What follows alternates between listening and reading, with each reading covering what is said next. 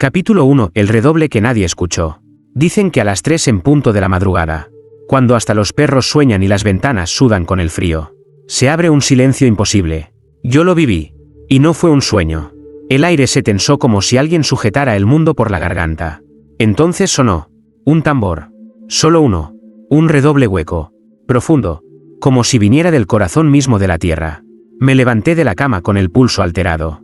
La lámpara titiló y se apagó. Y aunque mis manos buscaron desesperadas un fósforo, lo único que encontré fue aquel sonido que seguía marcando un ritmo lento, solemne, fúnebre. Me asomé a la ventana, la calle estaba vacía. Pero lo juro por Dios, vi el resplandor tenue de cirios avanzando. No había cuerpo alguno que los sostuviera, solo las llamas moviéndose con el viento, dibujando sombras de encapuchados sobre las paredes. Intenté rezar, pero mi boca se secó. No había plegaria que pudieran hacer mientras el tambor seguía golpeando. Más fuerte, más cercano. Cada redoble parecía retumbar en mi pecho, arrancándome los latidos para devolverme los torcidos, prestados. Bajé las escaleras de mi casa y abrí la puerta con manos temblorosas. El suelo de piedra estaba cubierto de un polvo fino, extraño, que brillaba bajo la luz de aquellas velas errantes. El viento me trajo un murmullo, un canto lejano en un idioma que no reconocí, pero que mi alma entendió con claridad. No hablaban a los oídos, hablaban al miedo. Avancé unos pasos, y allí, en la esquina, lo vi. Una fila interminable de figuras espectrales desfilaba hacia la iglesia. Sus túnicas parecían hechas de humo, y sus pies no tocaban el suelo. En sus manos inexistentes, las velas ardían con una llama inmóvil, incorrupta. Nadie más en el pueblo pareció despertar. Ninguna ventana se abrió. Ningún vecino se asomó. Como si yo hubiera sido el único invitado a aquel desfile condenado.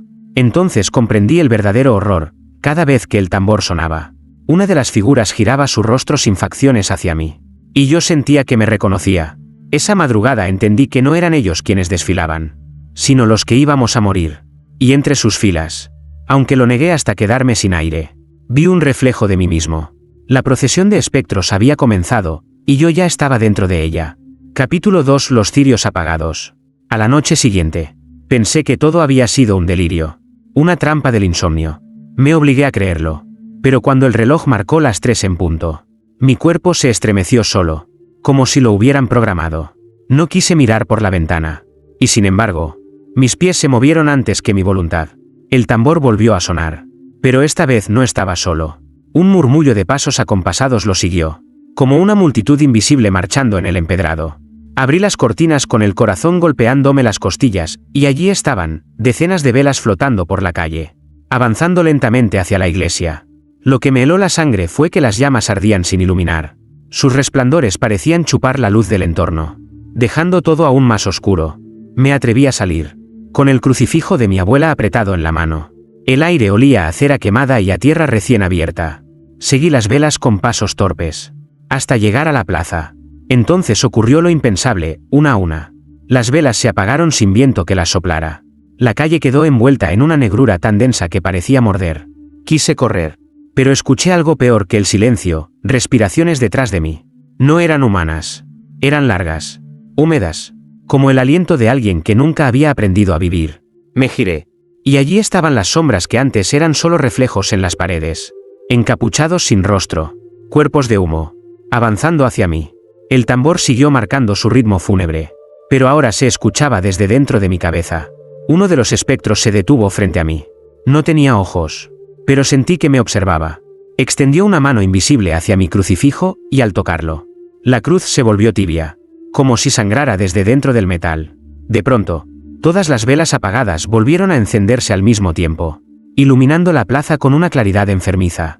Y allí comprendí la condena. Las velas no eran suyas, eran nuestras. Cada llama representaba el alma de alguien del pueblo, y una de ellas ardía con un resplandor más fuerte, como si llevara mi nombre. Esa noche me escondí en mi casa, con las ventanas selladas y el crucifijo temblando entre mis manos. Pero sé que ellos lo saben, que ya reconocieron mi luz, y que la próxima madrugada, el tambor vendrá a reclamarla. Capítulo 3. El rostro del penitente invisible. Creí que podría resistir. Pasé el día entero rezando, con las manos llagadas de tanto apretar el rosario. Pero cuando la medianoche se estiró hasta convertirse en esa hora maldita, las 3 en punto, supe que mis oraciones no eran más que un murmullo perdido en un abismo. El tambor regresó. Más grave. Más lento. Como si anunciara que algo nuevo estaba por revelarse. Me armé de valor y salí a la calle. El aire era tan frío que cortaba la piel. Y sin embargo, no había brisa. Otra vez las velas. Otra vez la procesión espectral avanzando hacia la iglesia. Pero esta vez algo cambió. Entre las túnicas de humo distinguí un rostro. Un solo rostro entre la multitud de sombras. Era el de don Isidro. El anciano que todos conocíamos por dormir en los bancos de la plaza. Su cara estaba pálida. Los ojos hundidos. Pero la expresión era suya. Inconfundible.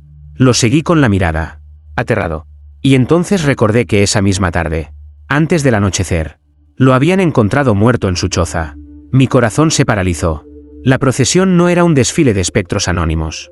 Era el destino de los muertos del pueblo. El reflejo de lo que habíamos sido. Caminando todavía entre nosotros. El redoble del tambor se intensificó. Y sentí que mi cabeza iba a estallar. Quise retroceder. Pero mis pies se clavaron en el suelo como si obedecieran a otro dueño. Entonces, entre los encapuchados, otra figura giró hacia mí. No tenía rostro. Era un vacío cubierto de sombra. Pero en ese vacío, poco a poco, vi delinearse algo. Primero una frente. Después unos labios. Y por último unos ojos que reconocí con un escalofrío insoportable, los míos. Era yo. No un reflejo. No un espejismo. Mi propio rostro caminaba entre ellos. Penitente. Condenado a avanzar en silencio. Me miraba con una mueca helada. Como si mi muerte ya estuviera escrita en el próximo redoble. Caí de rodillas. Ahogado por un terror que no encontraba palabras. La procesión siguió su camino. Atravesando la calle y perdiéndose en dirección a la iglesia. Pero mi imagen permaneció un instante más. Frente a mí. Hasta que la última vela se apagó. Ahora sé la verdad, los espectros no me persiguen. Me están preparando. Cada noche es un ensayo. Y yo soy el siguiente en esa marcha.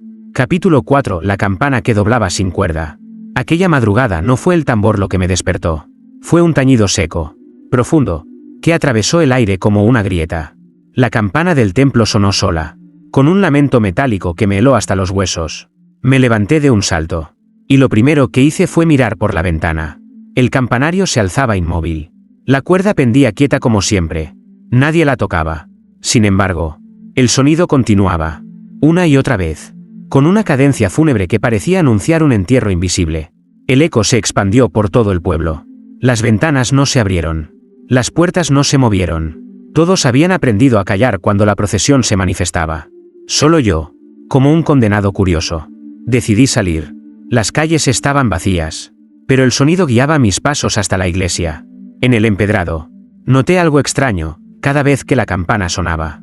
Aparecía una nueva huella marcada en el polvo. Huellas grandes, pequeñas, descalzas o calzadas, que avanzaban hacia el templo. Eran las pisadas de los ausentes. Llegué hasta la plaza y me encontré con la visión más terrible. Los espectros habían formado un círculo alrededor de la iglesia. No marchaban esa noche.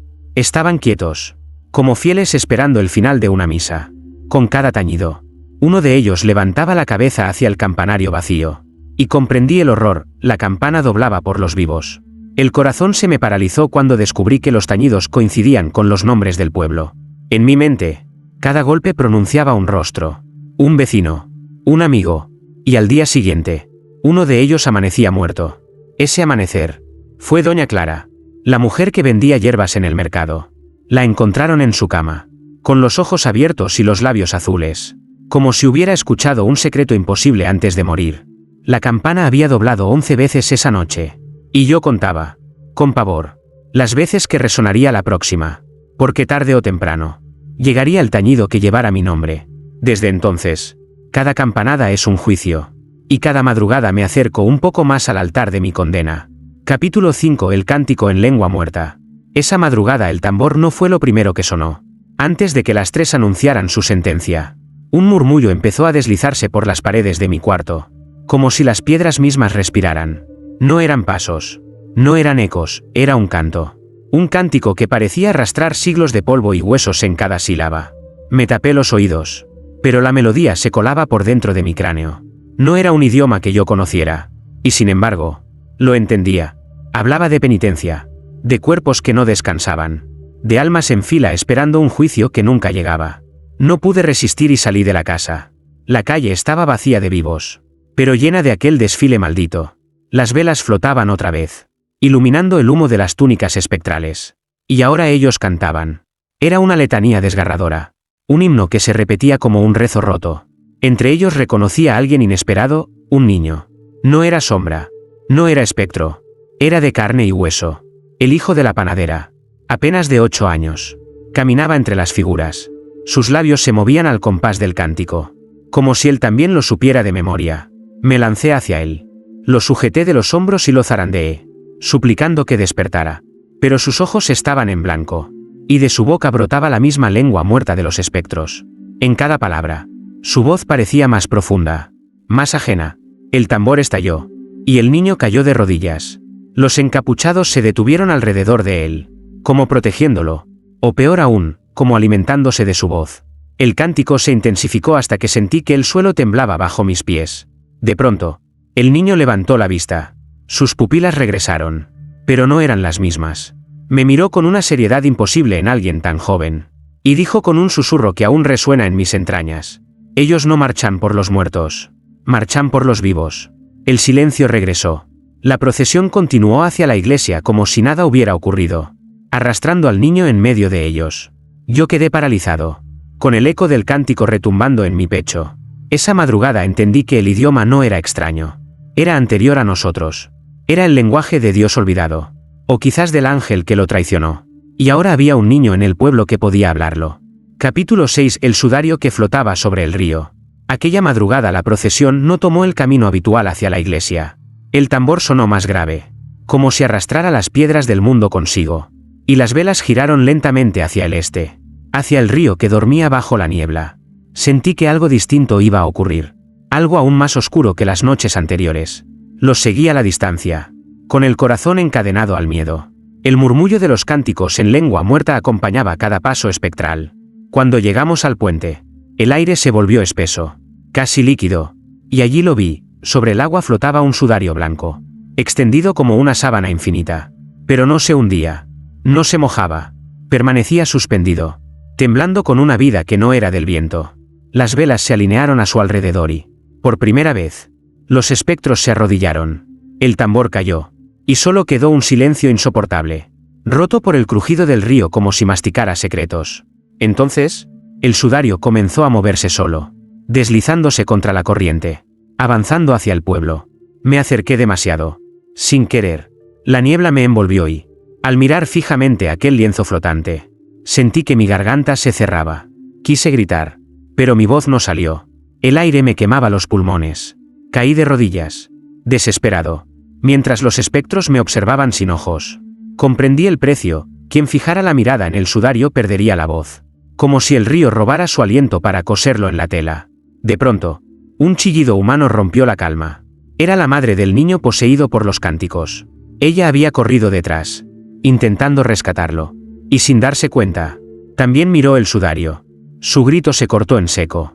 La mujer abrió la boca con desesperación. Pero de ella no salió ni un suspiro. Solo un hilo de sangre que descendió por su barbilla. El sudario se detuvo en medio del río, como satisfecho. Y lentamente comenzó a hundirse, tragado por el agua sin dejar rastro.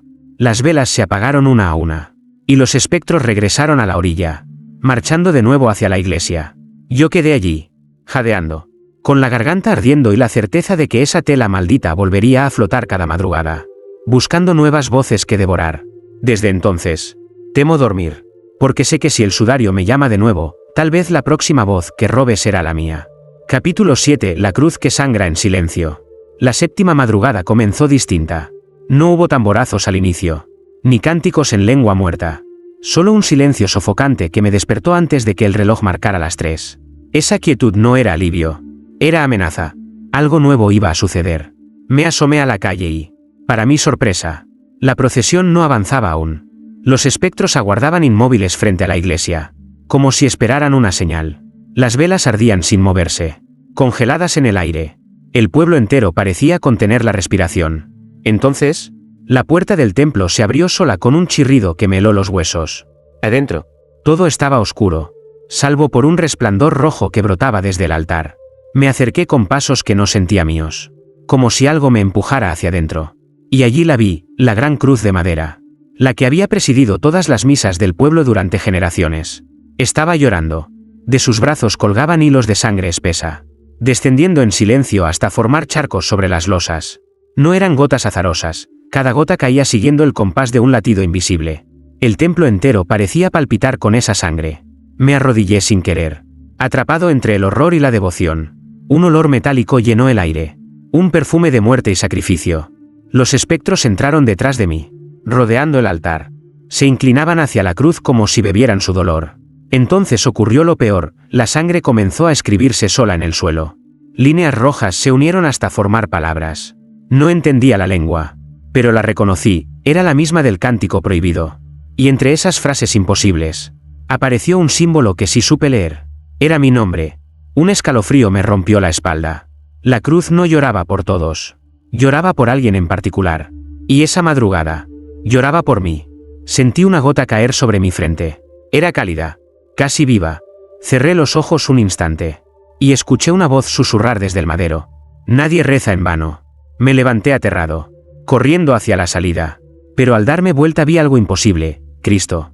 En el crucifijo. Había inclinado la cabeza hacia mí. Sus labios estaban manchados de la misma sangre que me nombraba. Desde entonces, cada vez que cierro los ojos, escucho su murmullo en mi interior.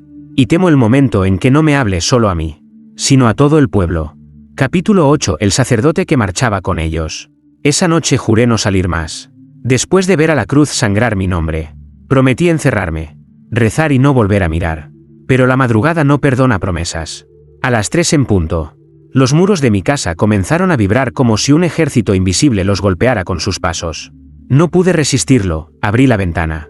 La procesión avanzaba otra vez. Solemne, inquebrantable. Las velas ardían.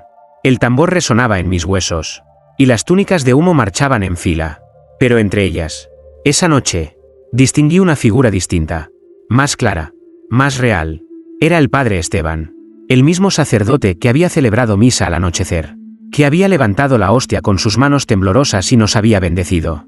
Reconocí su rostro, su tonsura, hasta la cicatriz en su mejilla. Caminaba entre los espectros como uno más, con la mirada fija al frente y los labios murmurando el cántico en lengua muerta. Me lancé a la calle sin pensar. Corrí hacia él, gritando su nombre. «Padre Esteban, deténgase». Los espectros no me miraron, pero el sacerdote sí. Por un instante, sus ojos se encontraron con los míos. Y sentí un alivio breve, hasta que vi que no eran los mismos ojos. Estaban vacíos, sin brillo humano, como espejos que solo reflejaban la procesión eterna. Lo tomé del brazo con desesperación, y mi piel se quemó al contacto. Era carne, no humo, pero ardía como hierro al rojo vivo. El padre no detuvo su marcha. Solo pronunció 3 palabras en un murmullo que aún me persigue. «Ya estoy dentro». El tambor retumbó con más fuerza, y la procesión se desvió hacia el cementerio. Allí, las puertas de hierro se abrieron solas, y los espectros entraron en fila. Entre ellos, el sacerdote desapareció, tragado por la niebla.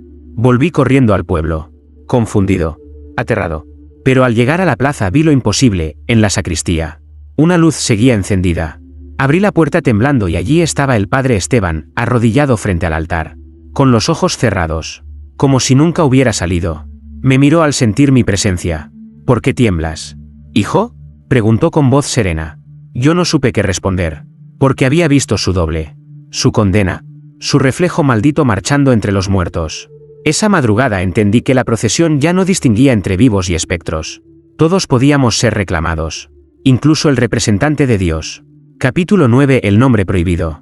A esas alturas yo ya no sabía en qué lado del mundo vivía, si en el de los vivos o en el de los que marchaban en la madrugada. Cada noche me juraba no salir, pero la procesión me llamaba con la fuerza de un rezo invertido. Y esa madrugada, cuando el tambor resonó con un eco más lento y profundo, sentí que me nombraban aunque nadie pronunciara palabra. Abrí la puerta de mi casa y los vi avanzar como siempre, túnicas de humo, cirios flotantes, cánticos en la lengua que no debía entender. Me quedé quieto, esperando que pasaran de largo, hasta que uno de ellos se detuvo frente a mí. No tenía rostro, solo un vacío oscuro bajo la capucha. Sin embargo, de esa ausencia brotó un susurro. 3 sílabas, apenas un aliento que rozó mi oído. Era un nombre imposible. ¿El mío? Sentí que la sangre se me helaba. No lo escuché en castellano, no en latín ni en lengua muerta. Lo escuché en el idioma exacto con el que mi madre me llamó la primera vez al nacer. Era mi nombre verdadero, el que nadie debía pronunciar en esa hora. El espectro levantó una mano invisible hacia mi boca, exigiendo que lo repitiera. Una fuerza me oprimía la garganta, como si cada fibra de mi cuerpo deseara obedecer. Entendí al instante, si decía ese nombre en voz alta, me uniría a ellos para siempre. Me mordí la lengua hasta sangrar. Contuve el aliento. Pero el susurro seguía taladrando, dilo, dilo. Vi en sus llamas reflejos de otros rostros del pueblo. Vecinos míos, que también habían caído en la tentación. El carnicero, la hija del herrero, la anciana que rezaba siempre en la última banca, todos repetían su nombre prohibido. Y ahora marchaban con los espectros. La presión fue insoportable. Abrí la boca y, sin darme cuenta, las primeras letras escaparon de mis labios. El aire se rompió como un cristal. La procesión entera se detuvo. Cientos de túnicas voltearon hacia mí. Pero en ese mismo instante, la campana del templo sonó por sí sola, ensordecedora, cortando mi voz a la mitad. El nombre no se completó. El eco metálico me arrancó el alma de la garganta y la devolvió a mi pecho. Los espectros siguieron adelante, murmurando en su idioma maldito. El que me había tentado se disolvió en el aire, como humo apagado por la campana. Desde entonces, sé que lo más peligroso no es ver la procesión, sino escucharla. Porque todos tenemos un nombre secreto. Y ellos lo conocen. Solo esperan que lo pronunciemos para llevarnos con ellos. Capítulo 10. Los pasos que seguían mi sombra.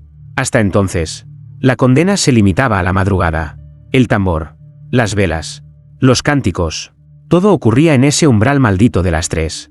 Pero después de escuchar mi propio nombre en boca del espectro, la procesión comenzó a seguirme incluso bajo el sol. Fue un mediodía cualquiera cuando lo noté por primera vez. Caminaba por la plaza, intentando convencerme de que la vida seguía igual, que el mercado, los niños jugando y el repicar del martillo en la herrería podían borrarlo todo. Pero en el polvo del suelo, junto a mis huellas, descubrí algo imposible, otras huellas, frescas, marcadas con claridad. Eran muchas, demasiado profundas para no ser vistas por nadie más. Y sin embargo, nadie las notaba. Me detuve. El corazón me golpeaba las costillas. También las huellas se detuvieron. Volví a andar. Y ellas continuaron a mi lado, como un ejército invisible marchando conmigo. Ese día no hubo tambor, pero lo escuchaba dentro de mi cráneo, marcando cada paso, sincronizando mi respiración con un ritmo que no era mío. El sudor me corría por la espalda aunque el aire estaba helado. Y de pronto, en el reflejo de una vitrina, vi algo peor que las huellas. Detrás de mi sombra, había otras sombras, oscuras, largas, deformes, siguiendo cada movimiento. Intenté huir, corrí hasta mi casa, cerré puertas y ventanas, y me atrincheré con el crucifijo en las manos. Pero el sonido de los pasos no desapareció. Retumbaban en la madera, en el techo, en mi propia cabeza. Esa noche no esperé a las 3 para sentirlos. Ya estaban allí. Se deslizaban bajo mi cama, por los rincones de las paredes. Caminaban dentro de mis sueños. Una y otra vez los escuchaba rodeándome, como si me marcaran en fila para la próxima procesión. Entonces comprendí la verdad, ya no hacía falta que saliera a buscarlos, porque ellos habían entrado en mi vida. Mi sombra ya no era mía. Y cada paso que doy durante el día, alguien más lo repite conmigo en la oscuridad. Sé que llegará el momento en que no pueda distinguir cuál de esas sombras soy yo. Capítulo 11. La procesión que entró en las casas. Creí que cerrando las puertas, atrancando las ventanas y sellando cada rendija de mi casa con clavos y tablas, podría contenerlos. Pero esa madrugada comprendí lo inútil que es intentar detener a quienes ya no obedecen a las leyes del mundo. El tambor resonó puntual a las 3. Me apreté contra la pared, con la respiración contenida, esperando que pasaran de largo. Durante unos segundos lo hicieron. Escuché sus pasos afuera, el roce de túnicas de humo deslizándose por la calle. Pero de pronto, un frío antinatural invadió la habitación. Y con él, el silencio. Un silencio tan denso que mis propios latidos dejaron de sonar. Entonces, la vela que había encendido junto a la cama se apagó de golpe. Y en la oscuridad, lo imposible sucedió. La procesión entró. No por la puerta ni por las ventanas. Atravesaron las paredes como si fueran humo. Las figuras espectrales llenaron cada rincón, con sus cirios flotando sobre mi mesa, sobre el suelo, incluso al borde de mi cama. No avanzaban en fila esta vez. Caminaban alrededor de mí, como si velaran un cuerpo aún vivo. Y entonces lo entendí. No habían venido a marchar, habían venido a velarme. El tambor sonaba dentro de la casa, bajo el suelo, retumbando en los huesos de mis piernas. Los cánticos se elevaron, más claros que nunca, y con horror descubrí que reconocía las palabras. Era un requiem, una misa de difuntos, pero celebrada antes de mi muerte. Vi como una de las figuras se inclinaba sobre mí. Su capucha estaba vacía, pero del hueco surgió un suspiro helado que recorrió mi cuello. Sus manos invisibles extendieron el sudario que había visto en el río. Lo desplegaban sobre mí, preparándolo para cubrirme. Grité, un grito que nadie oyó. Ningún vecino se asomó. Ninguna luz se encendió. Era como si la procesión hubiera sellado la casa del mundo exterior. Entonces, en medio del terror, ocurrió algo extraño. Uno de los espectros se detuvo. Su túnica parecía más pesada, más humana, y antes de que desapareciera con los demás, sentí su mirada sobre mí. Lo reconocí en un segundo. Era mi padre, muerto hacía años. La procesión abandonó la casa atravesando las paredes, dejando el aire helado y un silencio mortal. Yo quedé solo, con el sudario extendido a mis pies y la certeza de que no había escapatoria. Ya no se conformaban con las calles ni con la iglesia. Ahora buscaban nuestros hogares, nuestras camas, nuestros sueños. Esa madrugada lo comprendí con un pavor que me paraliza aún hoy. La procesión ya no es de ellos, ahora es nuestra. Capítulo 12. El Evangelio de los Muertos. Esa madrugada, cuando el tambor comenzó su retumbar, ya no intenté esconderme. Mi casa había sido invadida. Mi sombra ya no era mía. Y mi nombre estaba escrito en la cruz sangrante. Salí a la calle con la resignación de quien sabe que tarde o temprano será llamado. La procesión avanzaba en silencio. No había cánticos. No había respiraciones espectrales. Solo el sonido grave del tambor, marcando un compás que parecía arrastrarnos a todos hacia un mismo destino. Y allí me llevaron, a la iglesia. Al cruzar el umbral, sentí que el aire se espesaba como si entrara en otro mundo. El altar no estaba iluminado por velas ni por la luna. Estaba bañado en un resplandor rojo que surgía de un libro abierto. Un libro que no había visto jamás. Me acerqué con pasos temblorosos. Las páginas parecían de piel reseca, y las letras estaban escritas en sangre fresca. No era latín, no era castellano, pero mi mente lo entendió de inmediato. Era un evangelio prohibido, el evangelio de los muertos. Allí estaban los nombres de todos en el pueblo. No solo los muertos, también los vivos. Cada nombre escrito como un capítulo. Y junto a cada uno, la forma exacta en que moriría. Vi a la panadera, al herrero, a los niños, y más abajo, con letras aún húmedas. Vi el mío. No quise leerlo, pero mis ojos me traicionaron. Y allí estaba, mi muerte narrada con detalle. Decía que sería ahogado no en agua, sino en un cántico, engullido por la lengua muerta hasta que mi voz se extinguiera. Quise arrancar la página, pero al tocarla el libro me devolvió un latido, como si fuera un corazón abierto. El eco del tambor se mezcló con ese palpitar, y la iglesia entera comenzó a temblar. Los espectros se arrodillaron alrededor del altar. Sus túnicas se agitaron como si aplaudieran en silencio. Y yo entendí el horror absoluto. Aquel libro no solo narraba el destino, lo dictaba. Cada madrugada, una página se escribía sola. Y al día siguiente, alguien en el pueblo caía. La procesión me rodeó, cerrando el círculo. Y en ese instante, las letras de mi nombre empezaron a brillar con un rojo más intenso, como si la página quisiera cumplirse esa misma noche. Corrí, huí como un cobarde, dejando atrás el evangelio palpitante. Pero sé que no sirve. Las palabras ya están escritas, y nadie escapa a un evangelio que se redacta con la sangre de los vivos. Esa madrugada entendí que no temo a la procesión, sino a la lectura de la próxima página. Capítulo 13. El penitente que era yo. Ya no quedaban dudas. Yo no era un testigo. No era un sobreviviente casual. Era parte de ellos. La procesión me había reclamado desde la primera noche en que escuché el tambor. Lo entendí con claridad esa madrugada, cuando el reloj marcó las 3 y mi cuerpo se levantó solo, sin que yo lo ordenara. No caminé, avancé. Mis pies siguieron el ritmo fúnebre, sincronizados con el redoble del tambor. Sentía mi piel aún humana, pero por dentro, algo se desgarraba. El aire era tan frío que no dolía. Era el frío de lo irremediable. Al girar la esquina, vi a los espectros marchando como siempre, con sus túnicas de humo y cirios flotantes. Pero esa vez no me miraron como a un intruso. Me abrieron espacio. Me hicieron hueco en la fila.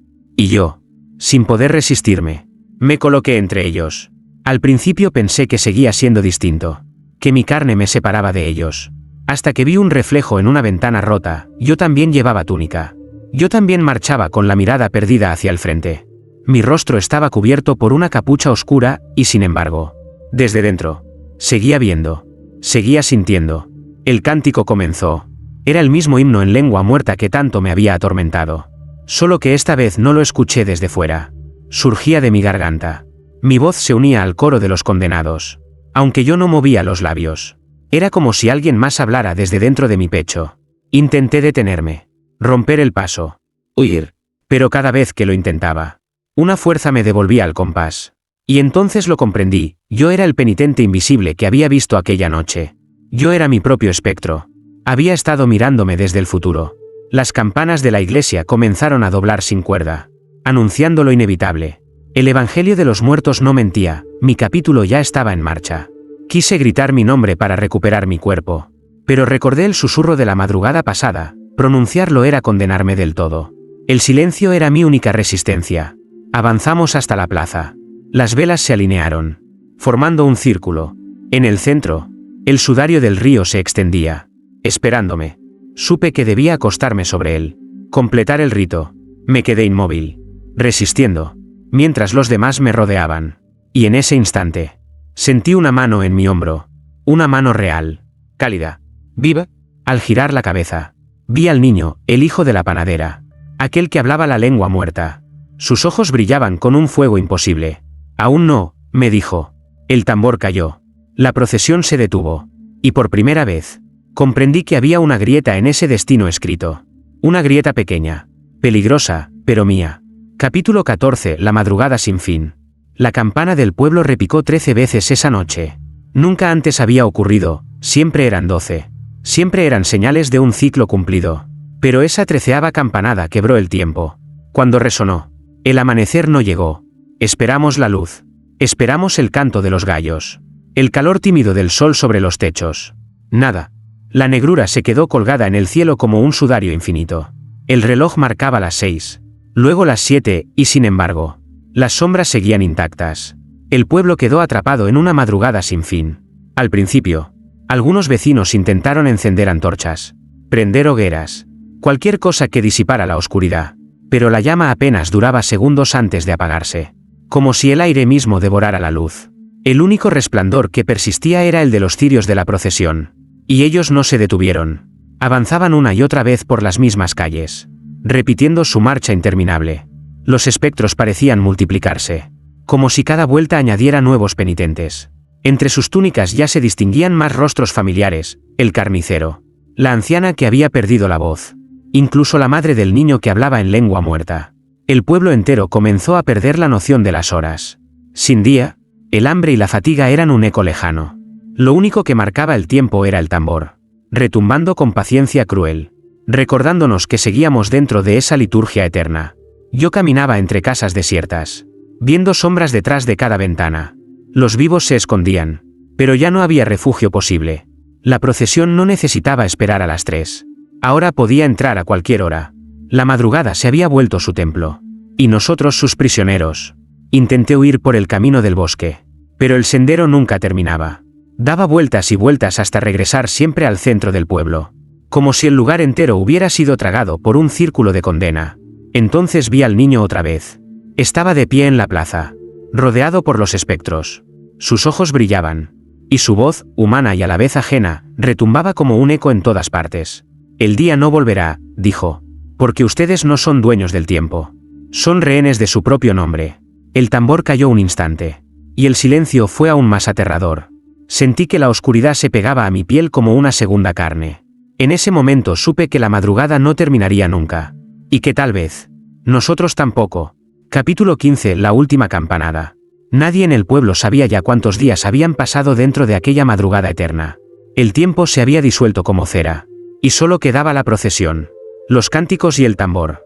Yo vagaba como un condenado, con la garganta seca, esperando el final que ya estaba escrito en el Evangelio de los muertos. Entonces ocurrió. La campana del templo, muda desde la 13ª vez, comenzó a moverse sola. Su tañido no era metálico ni humano, era un rugido que parecía salir del vientre de la tierra. Cada campanada atravesaba mis huesos, quebraba el aire, arrancaba nombres invisibles que se perdían en la oscuridad. El pueblo entero se detuvo. No había voces, no había pasos, solo la campana. 1, 2, 3, hasta que llegó a la 12. Yo contuve la respiración, sabiendo que aún faltaba la más temida, la última. Cuando sonó la 13ª campanada, el suelo tembló. El sudario que había flotado sobre el río se extendió ahora en el centro de la plaza, iluminado por los cirios de los espectros. Y en medio de esa tela, como escrito con sangre, estaba mi nombre. Los encapuchados se reunieron alrededor, cantando más fuerte que nunca. Yo traté de resistirme, pero mis pies caminaron solos hacia el sudario. Cada paso era un golpe de tambor que me arrancaba parte del alma. El niño, aquel que hablaba la lengua muerta, me observaba desde los escalones de la iglesia. Sus ojos brillaban como brasas. No luches, me dijo. La procesión nunca termina. Solo cambia de voz. Caí de rodillas sobre la tela. Sentí que mi sombra se desprendía de mí, levantándose con las otras túnicas espectrales. Mi cuerpo aún respiraba, pero mi alma ya marchaba en la fila. Vi mi reflejo encapuchado, mi rostro vacío, mi penitencia cumplida. La campana sonó por última vez, la 14ª, y con ese tañido final, el pueblo entero se apagó. No hubo gritos ni resistencia, solo silencio, un silencio eterno. Hoy ya no sé si escribo desde el mundo de los vivos o desde dentro de la procesión. Lo único que sé es que seguimos marchando, cada madrugada, sin sol, sin fin, y que mientras alguien escuche el tambor, mientras una vela siga encendida, siempre habrá un nuevo nombre esperando ser pronunciado. La procesión continúa, y ahora, quizá, te busca a ti. Epílogo. El rumor que nunca muere. Con el tiempo, el pueblo dejó de aparecer en los mapas. Los viajeros que alguna vez pasaban por sus calles decían que no encontraban casas ni plaza, solo un páramo cubierto de niebla, como si la tierra se hubiera tragado cada piedra, cada puerta, cada alma. Y sin embargo, en las noches más frías, al borde del río, aún se escuchaba un tambor lejano. Algunos juran que han visto la procesión, que en la hora más oscura, cuando el mundo parece contener la respiración, aparecen cirios flotando, marchando en fila hacia ninguna parte. Nadie se atreve a seguirlos, porque cuentan que quien escucha el cántico en lengua muerta reconoce su propio nombre entre las notas, y entonces está perdido. Los ancianos que todavía recuerdan hablan del Evangelio de los muertos, aquel libro de páginas vivas que dictaba el destino. Otros aseguran que la campana del templo sigue doblando 13 veces, incluso sin campanario ni torre que la sostenga. Lo cierto es que la leyenda se volvió advertencia. Los que escuchan el rumor dicen lo mismo: nunca mires por la ventana a las 3 de la madrugada, nunca enciendas una vela en ese instante, y sobre todo, nunca respondas si alguien susurra tu nombre, porque la procesión no acabó con el pueblo. Sigue caminando, lenta, solemne, inexorable, cambiando de calles, de lenguas, de rostros. A veces cruza mares, a veces atraviesa montañas, y quizá, cuando sientas pasos a tu espalda en una noche sin luna, cuando un tambor retumbe bajo tu cama o una sombra se alargue demasiado en la pared, entiendas lo que yo comprendí tarde: nadie escapa de la procesión. La madrugada no pertenece al sol ni a la luna, pertenece a ellos. Y tarde o temprano, todos marcharemos en su fila.